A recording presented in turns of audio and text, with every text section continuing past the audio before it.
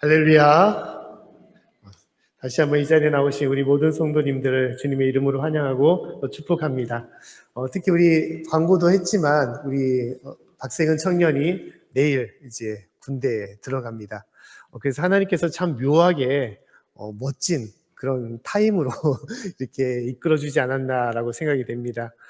다시 군 입대하기 전에 이렇게 예배를 드릴 수 있게 하시고 또 입대 전에 찬양으로 하나님께 영광을 돌리며 나아가게 하신 것이 또 어떻게 큰 은혜고 또 축복이라고 생각이 됩니다.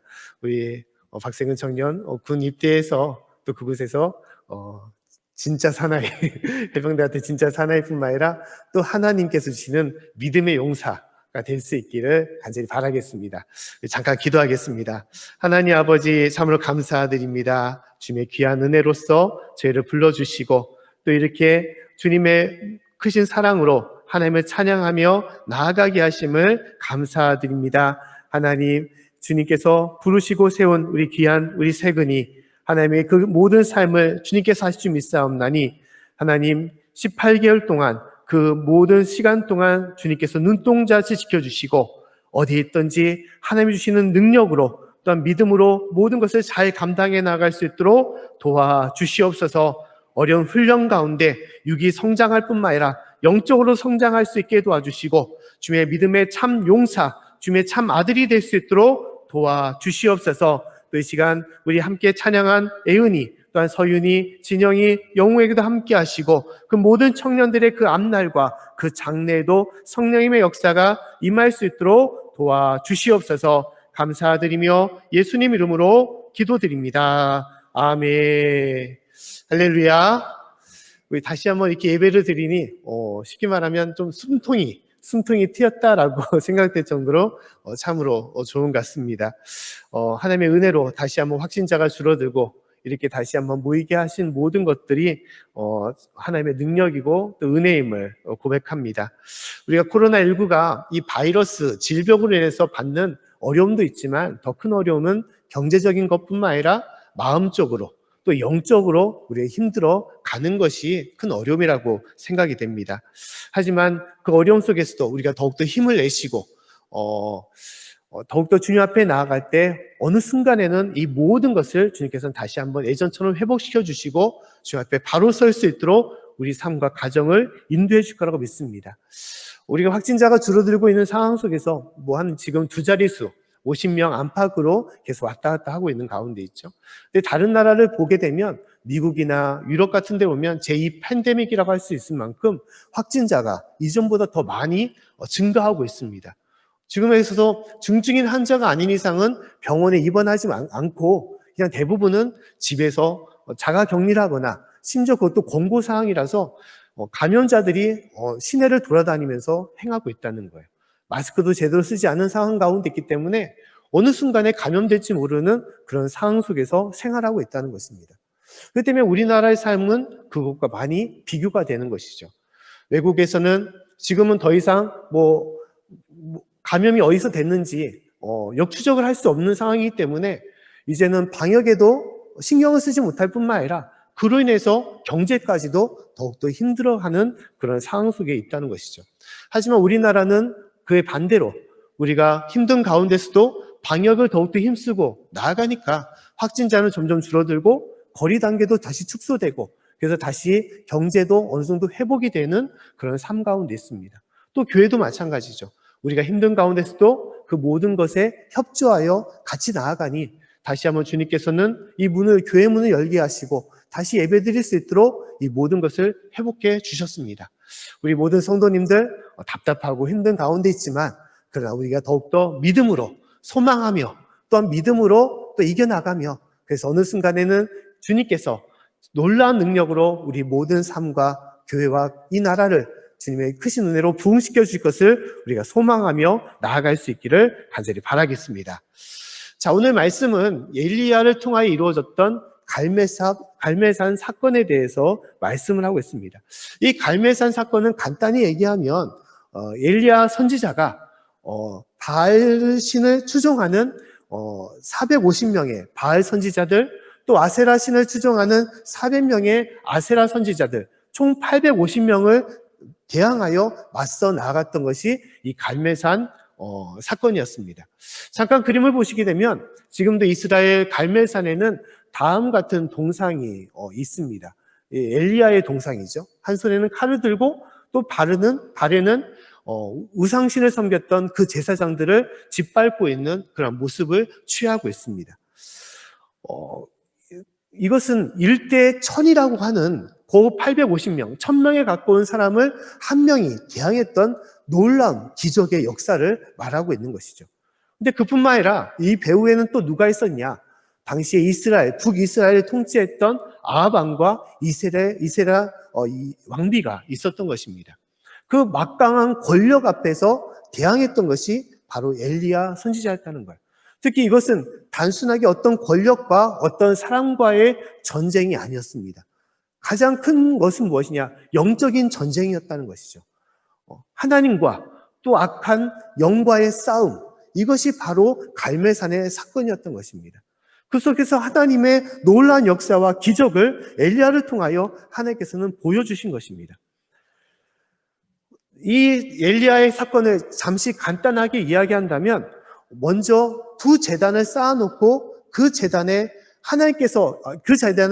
불이 임하는 것이 참된 하나님을 증거하는 그러한 대결이었습니다.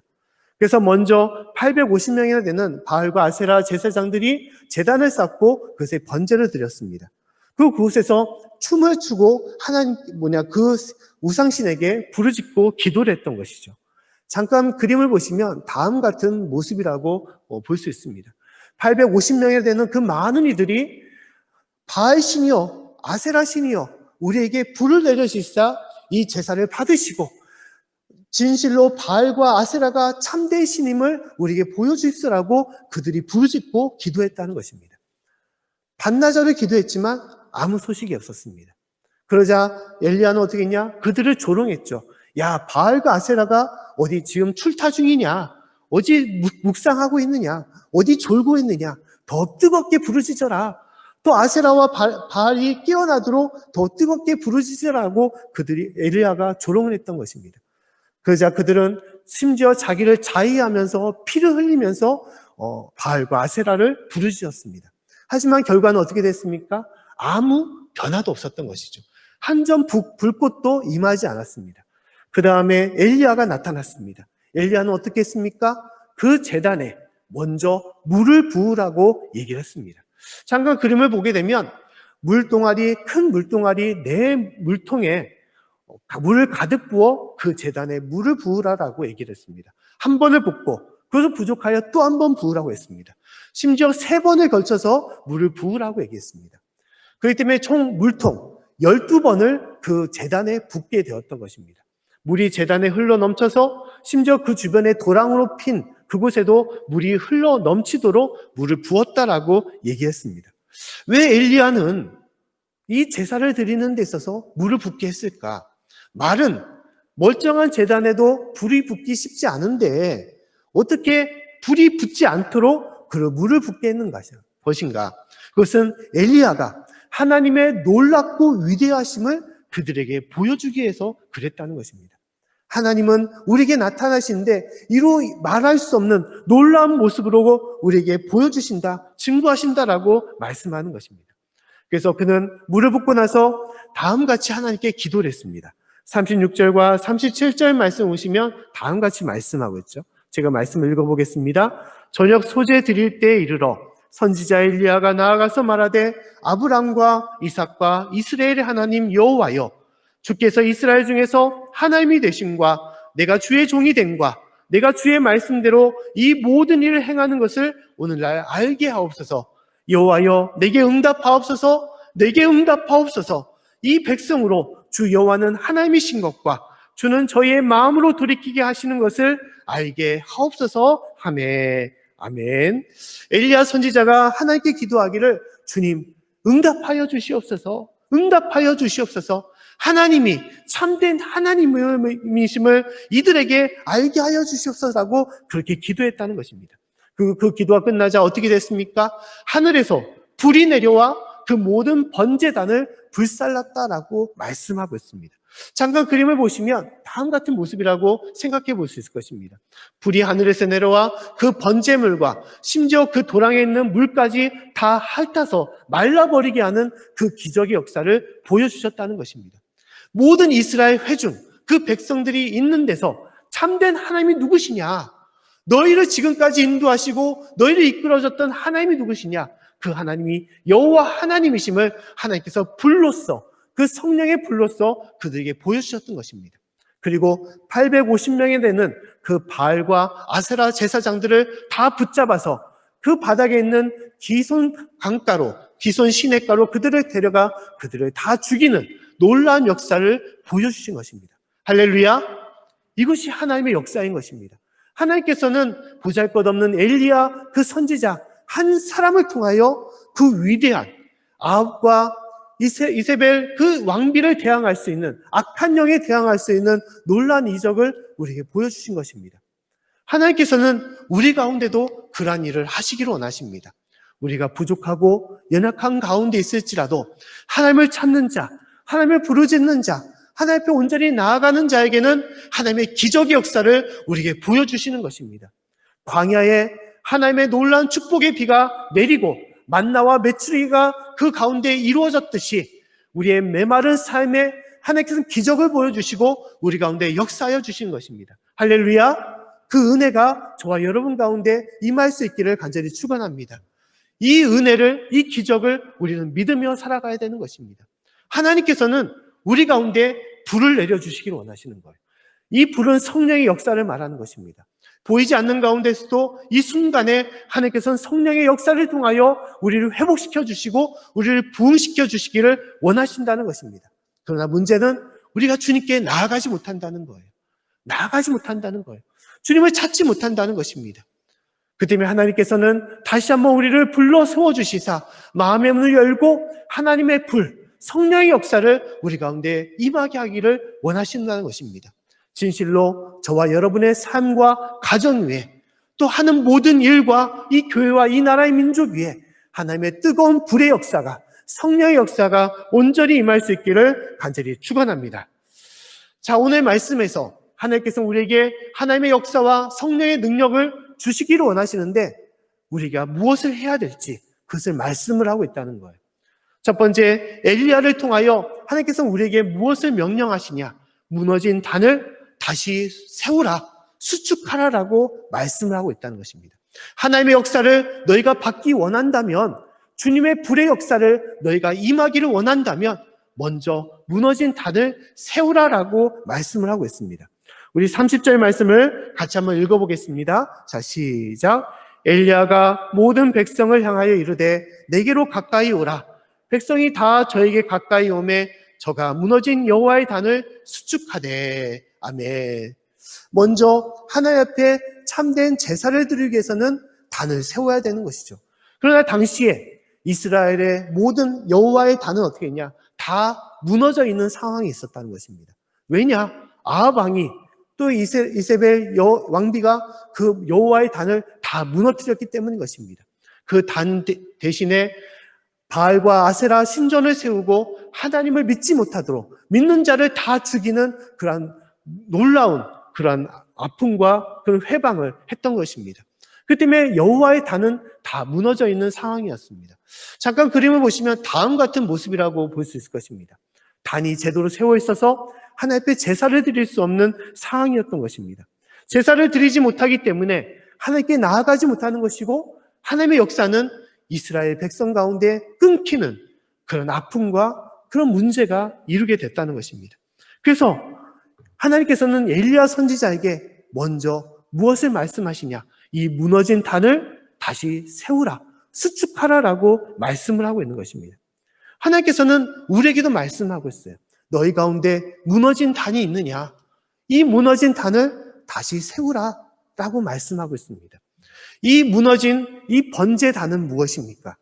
이 단은 바로 예배의 단을 말하는 것이에요. 하나님 앞에 예배를 우리가 온전히 드리지 못할 때 우리는 하나님 앞에 나아가지 못하는 것입니다. 하나님 앞에 온전히 나아가지 못할 때 하나님께서 우리 가운데 역사하시고자 해도 그 역사는 우리 가운데 임하지 못하는 거예요. 성령의 그 능력은 우리 가운데 함께하지 못하는 것입니다. 그 때문에 하나님께서는 먼저 예배의 단을 다시 한번 세우라라고 말씀하고 있습니다. 예배의 단이 준비가 되어 있느냐? 내가 너희 가운데 임할 수 있는 예배의 단이 지금 이 순간에 준비가 되어 있느냐라고 말씀하고 있습니다. 저는 말씀을 준비하면서 먼저 예배의 단을 우리가 바로 세워야 되겠다라는 그런 하나님의 부르심을, 그런 음성을 들었습니다. 우리가 한 2달 동안 공적인 예배를 드리지 못하고 있었죠. 수요 예배도 드리지 못하고 새벽 예배, 주일 예배도 온라인 예배로 드렸지만 그 온라인 예배는 온전한 예배가 되지 못할 때가 많이 있음을 항상 느낍니다. 하나님 앞에 마음을 다하여 성심으로 예배를 드릴 수 있는 그런 환경을 우리는 갖지 못했다는 거예요. 그런 속에서 우리의 믿음은 조금씩 나태해지고 게으르지고 약해지고 있음을 느낄 때가 많이 있습니다. 심지어 목회자인 저도 그런 경우들을 많이 느끼는 겁니다. 하나님의 역사가, 하나님의 능력이 충만한 것이 아니라 조금씩 연약해짐을, 그러한 우리의 삶 속에서 주님께서 말씀하시는 것은 예배의 단을 다시 한번 세우라, 준비하라라고 말씀하는 거예요. 다시 한번 공적인 예배가 열리고 너희가 힘을 다하여 주님 앞에 나오라고 말씀을 하고 있는 것입니다. 할렐루야! 진실로 온전한 주일의 예배로 하나님께 나오라고 말씀하고, 너희가 힘을 다하여 새벽 제단이나 또한 수요 제단이나 주님 앞에 나오라고 말씀을 하고 있습니다. 특히 우리 어린아이들에게도 온전한 예배로 하나님을 찾는 귀한 주님의 자녀가 되라고 말씀을 하고 있는 것입니다. 또 우리의 모든 삶에 있어서 하루하루의 모든 삶에 온전하게 하나님을 부르짖으며 나아갈 수 있는 참된 신앙의 모습을 가지라라고 말씀하는 거예요. 입으로만 주님을 부르짖는 것이 아니라 진실로 마음을 다하여 매일매일 하나님을 찾으며 하나님께 기도하며 말씀으로 무장하며 주님을 찬양할 수 있는 그러한 참된 예배자가 되라고 우리에게 말씀하고 있는 것입니다. 사랑하는 성도 여러분, 진실로 주님 앞에 온전히 나아갈 수 있는 저와 여러분이 삶이 될 수 있기를 간절히 축원합니다. 무너져 있는 예배의 단을 다시 한번 힘을 다하여 세울 수 있는, 준비할 수 있는 저와 여러분이 될 수 있기를 간절히 축원합니다. 특히 오늘 엘리야는 무너진 단을 세우면서 덧붙여 무엇을 강조했냐? 너희가 12돌을 취하여 하나님의 단을 쌓으라라고 말씀을 하고 있다는 것입니다. 31절 말씀을 다시 한번 우리가 읽어보도록 하겠습니다. 자, 시작. 야곱의 아들들의 지파의 수요를 따라 12돌을 취하니 이 야곱은 여호와께서 옛적에 저에게 임하여 이르시기를 내 이름을 이스라엘이라 하리라 하신 자더라. 아멘. 잠깐 그림을 보시면, 사진을 보시면 12돌로 쌓여있는 제단의 모습을 볼 수가 있습니다. 지금 이제 갈매산 산 위에 있는 그 교회에 있는 12돌에 쌓여있는 그런 단상의 모습을 볼 수 있습니다. 이와 비슷할 수가 있지만 하나님께서는 엘리야 선지자를 통하여 각 지파별로, 이스라엘 12지파별로 한 지파씩 한 돌을 취하여 12돌로 그 단을 쌓으라라고 말씀을 하고 있다는 거예요. 하나님께서 왜 그냥 돌로 그냥 쌓으면 되는데 꼭 왜 12돌을 취하라고 하셨을까? 12지파에 따라서 한 돌씩 12돌을 취하라고 하셨을까? 그 의미는 무엇일까? 그 의미는 31절 말씀 보면 다음같이 말씀하고 있다는 거예요. 하나님께서는 이스라엘의 12지파라고 하지 않았습니다. 야곱의 12지파라고 얘기를 하고 있어요. 왜 이스라엘이 아니라 야곱이라고 했을까? 자, 야곱의 뜻은 무엇입니까? 야곱은 그 이름의 뜻이 사기꾼, 속이는 자를 말하는 것이죠. 아버지를 속이고 형을 속였던 그 야곱을 말하는 것입니다. 근데 하나님의 은혜로 그 야곱이 새 이름을 받았습니다. 그 새 이름은 무엇입니까? 바로 이스라엘이었다는 거예요. 이스라엘은 하나님의 능력을 받은 자로서 승리한 자를 말하는 것입니다. 하나님께서 너희를 승리케 하셨다. 너희를 변화시켜 주셨다. 이것이 바로 이스라엘의 이름이었다는 것입니다. 그런데 이스라엘은 어떻게 했습니까? 믿음을 다 잃어버리고 하나님을 떠난 자가 되었던 거예요. 하나님을 배신하고 거짓 우상에 속이는 사기꾼 같은 존재가 되었습니다. 다시 예전의 야곱으로 그들이 돌아갔다는 거예요. 하나님께서 그들에게 말씀하기를 이제 너희가 돌아와라. 너희가 거듭나라. 참된 이스라엘로 세워라라고 말씀하고 있습니다. 그래서 너희가 한 지파씩 그 돌을 취하여 마음을 다하여 하나님 앞에 온전한 예배의 단을 세우라라고 말씀을 하고 있다는 것입니다. 이 돌을 취한다는 것은 그들에게 무엇을 말하? 회개하라는 것을 말씀하고 있다는 거예요. 하나님, 우리가 주님 앞에 온전히 나아가지 못했습니다. 우리가 아합과 이세벨 이 왕비를 통하여 하나님을 멀리하고 하나님을 찾지 못했습니다. 내 목숨을 부지하고자 하나님을 멀리했습니다. 주님, 우리를 용서하여 주시옵소서. 용서하여 주시옵소서. 회개하며 그 돌을 쌓고 주님께 나아가라고 말씀하고 있다는 거예요. 하나님께서는 우리에게도 말씀하고 있죠. 바로 회개하며 주님께 나오라고 말씀하고 있습니다. 하나님, 우리가 방역을 핑계 삼아서 하나님 앞에 온전한 예배를 드리지 못했습니다. 하나님, 우리가 마음을 다하여 주님을 찾지 못했습니다. 주님, 이 죄는 용서하여 주시옵소서. 하나님 아버지, 진실로 말로만 주님을 찾으며 주님을 온전히 고백하지 못하고 주님 앞에 나아가지 못했습니다. 하나님 아버지, 이 거짓된 저의 모든 것을 용서하여 주시고 하나님 아버지, 참으로 주님 앞에 참된 자녀로서, 참된 주님의 성도로서 참으로 주님 앞에 바른 예배자가 될 수 있도록 저를 인도해 달라고 회개하며 주님께 나오도록 주께서는 부르신다는 것입니다. 사랑하는 성도 여러분, 진실로 오늘의 말씀처럼 예배의 단을 바로 세우며 회개하며 주님께 나아갈 수 있기를 간절히 축원합니다. 부족한 인생이지만 하나님 앞에 다시 한번 거듭나서 참으로 바른 예배로서 주님 앞에 나아갈 때 성령의 놀라운 역사와 능력이 저와 여러분의 삶 가운데 온전히 임할 수 있기를 간절히 축원합니다. 오늘 두 번째로 하나님의 놀라운 역사가 우리 가운데 임하기 위해서는 우리가 예배의 단을 바로 세울 뿐만 아니라 또 더불어 중요한 것은 온전한 번제물을 그 예배 단 위에 올려야 된다라고 말씀하고 있다는 것입니다. 우리 33절 말씀을 같이 한번 읽어보겠습니다. 자, 시작. 또 나무를 버리고 송아지에 각을 떠서 나무에 놓고 이르되 통넷에 물을 채워다가 번제물과 나무 위에 부으라 하고. 아멘. 자, 제사를 드리기 위해서는 제단만 있어서는 안 된다는 것이죠. 그 위에 하나님께 드릴 번제물이 있어야지 참된 제사가 된다는 것입니다. 그래서 하나님은 무너진 단을 다시 쌓고 그 위에 제물을 올리라라고 말씀하고 있다는 것입니다. 잠깐 그림을 보시면 당시에 제사를 드릴 때 어떠한 희생 제물을 드렸냐? 오늘 말씀에 있는 송아지나 또한 양이나 염소를 드렸습니다. 근데 이 번제물은 무엇을 말합니까? 단순한 짐승을 말하는 것이 아니었습니다. 하나님, 이 짐승을 드십시오라고 그렇게 드리는 것이 제사의 의미입니까? 그것이 아니었던 것이죠. 제사의 참된 의미는 하나님, 나의 죄를 용서해 주시옵소서라는 것입니다. 그래서 제사를 드리는 사람은 자신의 죄를 이 송아지나 염소나 양에게 죄를 전가시키고 그 짐승을 대신 잡음을 통하여 내 죄를 주님 용서하시고 나를 구원해 주십시오라고 그렇게 제사를 드리는 것입니다.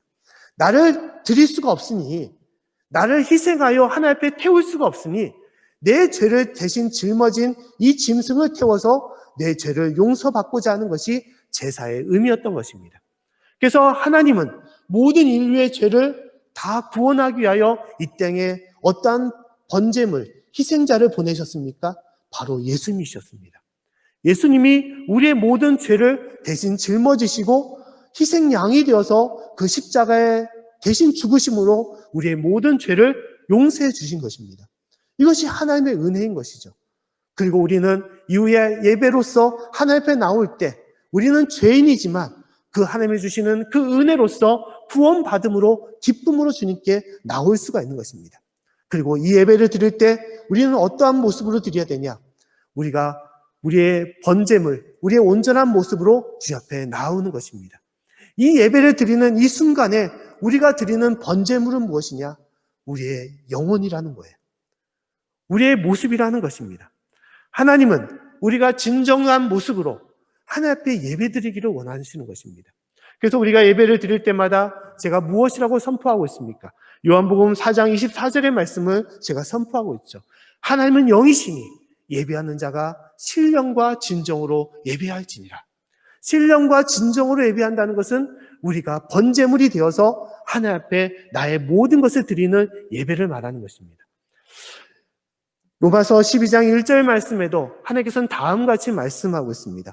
그러므로 형제들아, 내가 하나님의 모든 자비하심으로 너희를 권하노니 너희 몸을 하나님이 기뻐하시는 거룩한 산 제사로 드리라. 이는 너희의 드릴 영적 예배니라. 아멘.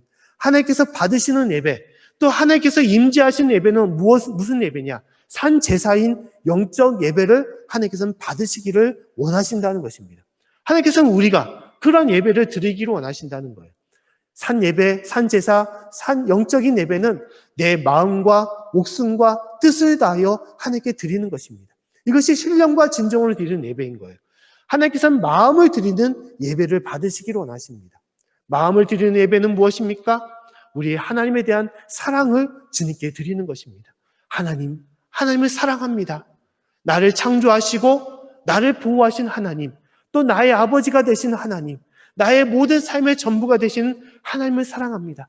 그리하여 자신의 값진 향유 옥합을 깨뜨려 자신의 머리털로 예수님의 발을 씻겼던 그 마리아의 사랑처럼 사랑을 담은 마음을 담은 그러한 예배를 하나님께 드리기를 원하신다는 것입니다. 또한 목숨을 드리는 예배는 무엇입니까? 내 목숨은 누굽니까? 누구의 것입니까?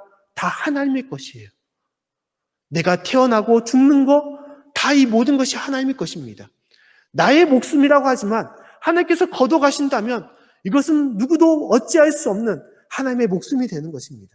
그렇기 때문에 우리는 이 목숨을 하나님 앞에 온전하게 드릴 수 있는 삶이 되어야 된다는 것입니다. 아브라함은 자신의 귀한 목숨보다 소중한 아들 이삭을 하나님께 바쳤습니다. 하나님은 그것을 기뻐하시고 아브라함을 축복해 주셨습니다. 하나님께서는 우리가 진실로 나의 삶의 전부를 드릴 수 있는 목숨과 같이 주님께 드릴 수 있는 참된 예배를 하나님께 드리기를 원하신다는 것이에요. 또 마지막으로 뜻으로 드리는 예배는 무엇입니까? 내 뜻이 앞서는 것이 아니라 하나님의 뜻이 앞설 수 있는 예배를 드리라는 거예요. 하나님, 나에게 이것을 해 주시옵소서. 내가 이것을 바라고 내가 이것을 원하고 이것을 계획하니 이 뜻이 이루어지도록 나에게 임하여 주시옵소서라는 그러한 삶이 아니라 하나님의 뜻이 내 가운데 임하게 하여 주시옵소서. 주님의 뜻이라면 그 뜻에 맞춰 제가 살아가겠습니다. 나의 모든 것을 내려놓고 주님의 뜻에 나아가겠습니다. 겟세마네 동산에서 오직 아버지의 뜻대로 내가 다 행하겠습니다라고 고백했던 예수님의 그 말씀처럼 우리가 뜻을 다하여 하나님께 드리는 그러한 예배가 되기를 원하신다는 것입니다. 사랑하는 성도 여러분, 진실로 우리 자신을 하나님께 번제로 드려 하나님 앞에 참된 산 예배, 영적인 예배가 될 수 있기를 간절히 축원합니다. 하나님은 우리가 예배단을 쌓고 그 가운데 참된 번제물로서 우리 자신을 드리기를 원하시는 것입니다. 예배는 내가 살고자 드리는 것이 결코 아닙니다. 예배는 나를 죽이는 예배인 것입니다. 내가 죽을 때 하나님의 역사가 그 가운데 임하게 하는 거예요. 내가 죽어야만 하나님의 거듭나는 역사가 우리 가운데 임하는 것입니다. 갈라디아서 2장 20절 말씀에 하나님께서는 다음과 같이 말씀하고 있습니다. 우리 말씀을 같이 한번 읽어보겠습니다. 자, 시작. 내가 그리스도와 함께 십자가에 못 박혔나니 그런즉 이제는 내가 산 것이 아니요 오직 내 안에 그리스도께서 사신 것이라. 이제 내가 육체 가운데 사는 것은 나를 사랑하사 나를 위하여 자기 몸을 버리신 하나님의 아들을 믿는 믿음 안에서 사는 것이라. 아멘. 내가 그리스도와 함께 십자가에 못 박혔나니 그런즉 이제는 내가 산 것이 아니다라고 말씀하고 있습니다. 나를 죽여야 된다는 거예요. 하나님 앞에 예배단을 쌓고 나를 죽여야 된다는 것입니다. 그럴 때 하나님의 그 능력으로 우리가 거듭날 수 있다는 거예요. 내 안에 예수님께서 살아 역사하시사, 내 안에 성령님께서 살아 역사하시사 우리를 변화시켜 주시고 우리 인도해 주시는 것입니다. 그 능력을 믿을 수 있기를 간절히 축원합니다. 할렐루야. 진실로 우리 자신을 태워야 되는 것입니다. 그럴 때 산 예배가 되는 것이고 하나님께서 받으시는 예배가 되는 것이고 그 가운데 성령의 불같은 능력 역사가 우리 가운데 임하게 되는 것입니다. 사랑하는 성도 여러분, 진실로 그 은혜 가운데 나아갈 수 있기를 간절히 축원합니다. 저는 소망합니다. 우리는 부족하고 연약하고 참으로 보이지 않는 바이러스 가운데도 힘들게 살아가는 삶이지만 그러나 우리가 참된 예배자가 되어 하나님께 온전한 예배를 드릴 때 하나님 우리 가운데 역사하여 주시고 성령의 능력으로 지쳐있는 우리의 삶을 바로 세워주시고 또 우울하고 절망에 빠진 우리의 삶을 하나님의 기쁨과 소망으로 우리를 모든 것을 인도해 주실 거라고 믿습니다. 이 갈멜산에 임했던 하나님의 능력이 진실로 참된 예배자로 세움받아 하나님 앞에 나아가고자 하는 우리 모든 성도님들 그 삶과 그 가정 위에 온전히 임할 수 있기를 다시 한번 간절히 축원합니다.